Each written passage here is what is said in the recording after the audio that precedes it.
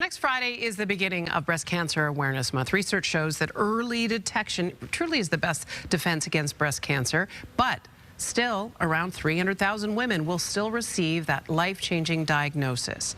Treatments range from chemotherapy to surgery, but for many women, the idea of undergoing a mastectomy seems too much to think about, unthinkable. Here to talk about all of that, Doctors Heather Richardson and Dr. Lisa Cassileth, who are from the Bedford Breast Center. Ladies, I'm so glad that you're here with me to talk about it. Let's talk first, if we can start with treatment, because we know, Dr. Richardson, you treat breast cancer. Dr. Cassileth, you are more about the reconstruction. You know, it's really interesting. We've seen the guidelines shifting, Dr. Richardson, a lot, and I think there's still lingering confusion about when a woman should be going. What are you telling your patients about when they should be going for their annual mammograms? All of the major physician organizations have agreed that we want women to start at 40. Annual mammograms at 40. We want women to be comfortable with their breasts and doing self-breast exam.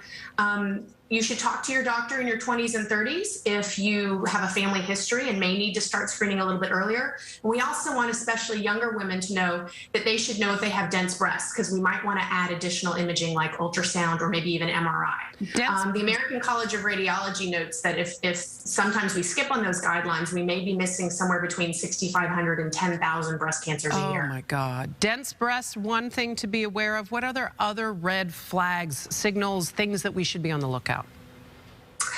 Family history, of course, if you have, whether it's your mother's side or father's side, it doesn't matter. If you have relatives with breast and ovarian cancer, if you're a person of color, if you have Ashkenazi Jewish heritage, we definitely want to make sure that you are looking into risk screening and making sure that your doctor feels comfortable with whatever screening plan that you might need. You might need a little bit more screening, especially if you're one of those people that have a higher risk of more lethal cancers at a younger age. And let's be honest, let's just talk about the fact that we have to be good about being our own best advocate, right? The self-screening and examination. Just a reminder, ladies, a good time to do it is in the shower, or etc. So, Dr. Cassileth, I want to bring you in and talk, and both of you, let's talk about the fact that we are at a time when there have been a lot of advancements. This is not the era of our grandmothers or even our mothers. There's so many new technologies and many new advancements. And even in terms of reconstructive surgery, you're having great success.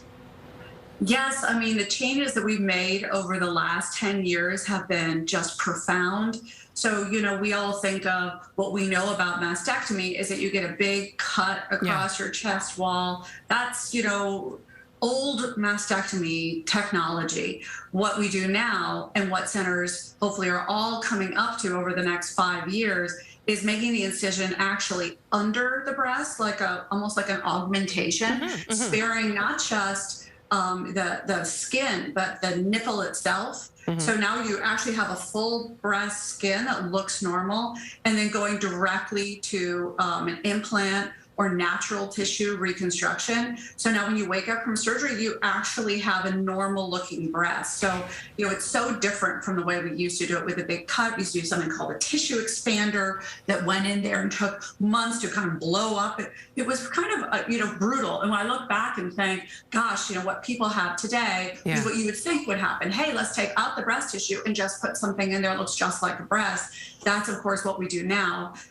And another new advance is, you know, that used to be numb skin. We're actually reconnecting the nerve that's cut during the mastectomy to a target next to the nipple, so people can actually have sensation after mastectomy. So not only does it look like your breast looked like before, it feels for you, or dare I even say somebody else who might be, you know, spending time with it. Right, I'm just saying. And that is part, and I can imagine, Dr. Richardson, in terms of getting women to come and get treatment, if you don't have that fear, right, that you're going to feel like Frankenstein at the end of it.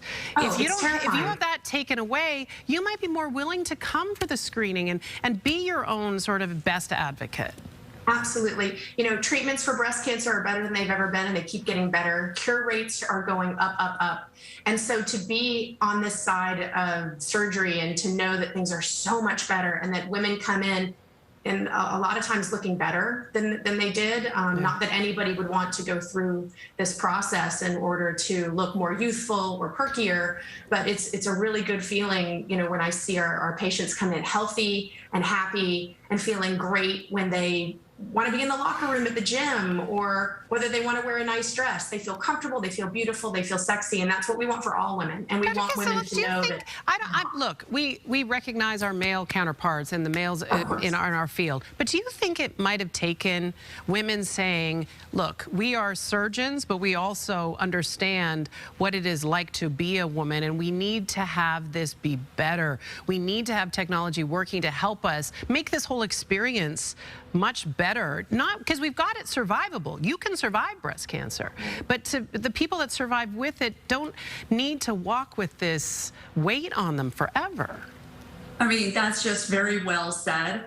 And it's not just us advocating for our patients, but also there's this whole now generation of patients coming up in the world that they research. A lot of people have genetic predisposition for breast cancer. So they're also out there. Why can't I keep my nipples after a mastectomy? Why can't I have this little incision? Right. Why do I have to look deformed? So they're actually the ones bringing the standard of care up and raising the bar with us, because you know, we can't do every mastectomy or reconstruction in the country. So those people are changing things for women around the country, getting them better surgery, better outcomes, better appearance. And especially if you can imagine, if you're having a prophylactic mastectomy, meaning you're doing it to prevent disease because you have a genetic predisposition, you know, of, let's say, an 80% risk of cancer, you're not going to settle for some emergency mastectomy. You're going to want to look good. And, you know, we can do that. And you then can do it on your terms. Yeah, you can do it on your terms. And that is the key right there. Look,